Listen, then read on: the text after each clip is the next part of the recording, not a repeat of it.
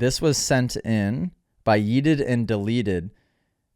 This is a clip of Deegan scrubbing. AJ, can you break down the scrub technique? No feet on the pegs is wild. So this is the inside roller where Jet made the pass on Tomac, this is at Vegas, into a big kind of rolling roller that's not that steep. This actually looks like a photocopy of Zach Osborne. I remember the first person I saw do this was Osborne years ago, 15 years ago, maybe it was 10 years ago.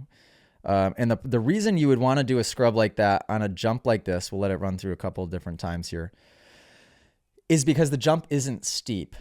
So the purpose of taking the outside foot off would be to allow the tires more easily to slide out and deflect the rebound of the suspension off to the side.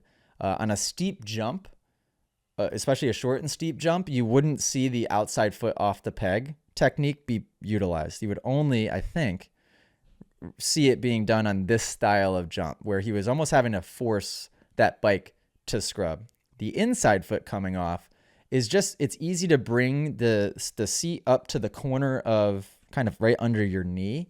And just, it's easier to allow the bike movement when you do that, when that inside foot comes off. Now, also why it's okay to take your inside foot off on a jump that is like this is because when it's not as steep, it's much less likely that you'll catch the inside foot and get the inside foot ripped off. This was a short, steep jump.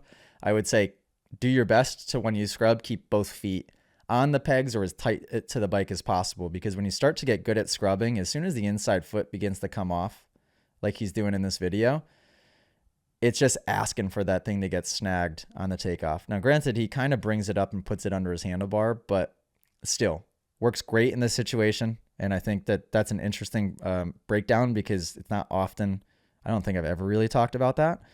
But a specific situation to utilize that. And 1 out of 10 on the pretty scale, I personally don't really like how it looks. What about you guys?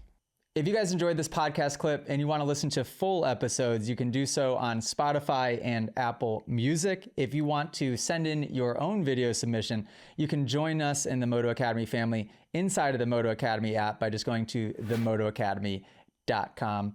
That's also where you can sign up for a class. Okay, guys, see you next episode.